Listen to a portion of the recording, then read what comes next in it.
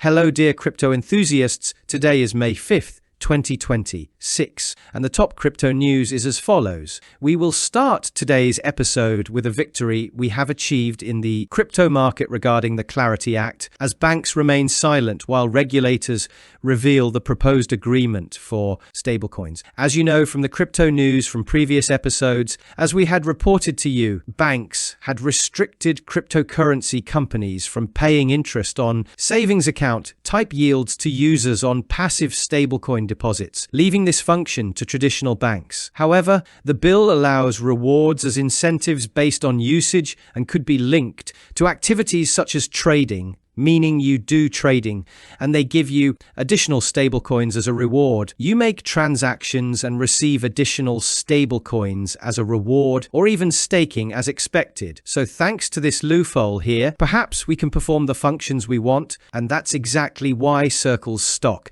has risen 19% in the 24-hour chart, and Coinbase's stock has also risen 6% in the 24-hour chart. We should note that this is not the final decision.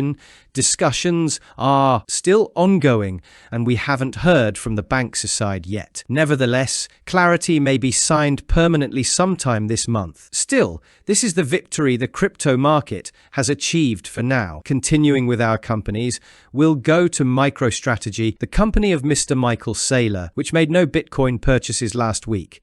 Why? Because today it will release its first quarter 2026 report, and analysts expect losses of $18.98 per share. So MicroStrategy probably didn't buy because it's waiting to see how the market will respond when it releases its own report. Meanwhile, BitMine doesn't care and bought 101,745 Ethereum for $238 million.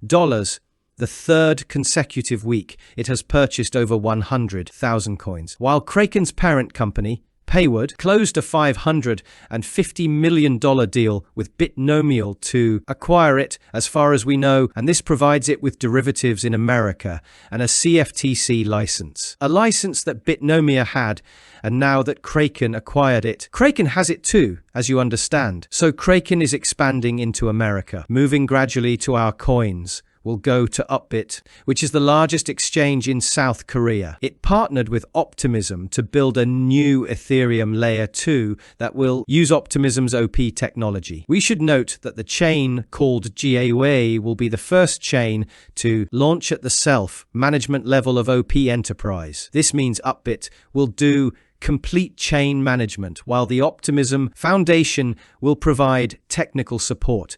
According to the announcement, what we see is gradually a trend that every exchange in the crypto market will have its own chain. Either it will be layer 1 or it will be layer 2. So another chain and another layer 2 for the crypto market. Moving forward with our news, we'll go to our legal section and focus on a law firm blocking the transfer of coins to Kelp. Specifically, what happened is that an American law firm filed a restraining notice to prevent the transfer of frozen Ethereum from Kelp hack. They argued that their clients are owed compensation and damages exceeding $877 million from North Korea. What happened is that, as you know from crypto news, the Arbitrum DAO managed to freeze $73 million from Kelp hack. This money would be sent to the Kelp DAO, so the Kelp DAO could send it back to those who deserve it. However, New York approved a restraining notice for 3 enforcement orders, preventing the DAO from transferring this Ethereum under threat of contempt of court. The law firm argued that their clients, who were not affected by the hack, won court decisions against North Korea in 3 separate legal cases, one in 2010, 2015, and 2016,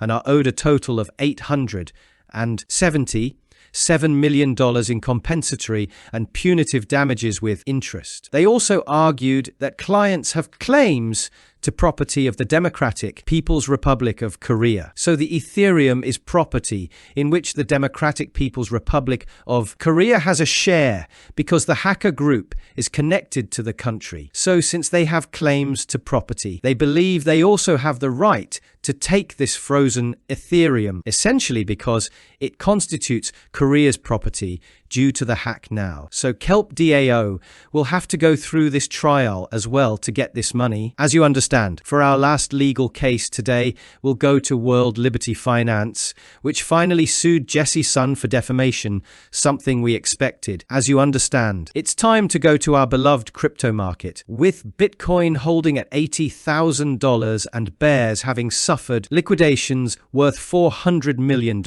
Certainly the Clarity news I told you about has helped the crypto market tremendously. We should note that oil also reached $107, and the main reasons are: first, that according to an Iranian news agency, it's claimed that 2 missiles hit an American warship after the ship allegedly ignored Iran's warnings and attempted to pass through the Strait of Hormuz. We should note that the latest news we have is that the ship wasn't hit, but was attacked. News that I can't post on X because X isn't working at the moment we're speaking. Nevertheless, the most important thing for oil is that Iranian drones struck the oil industry zone called Fujairah in the United Arab Emirates, the main thermal oil export station of the United Arab Emirates in the Gulf of Oman.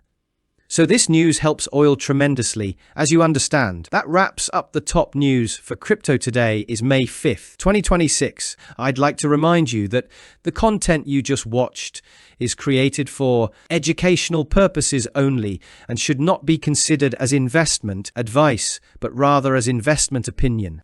Please subscribe to the channel, leave a like, and feel free to comment. Take care, everyone, and have a good day.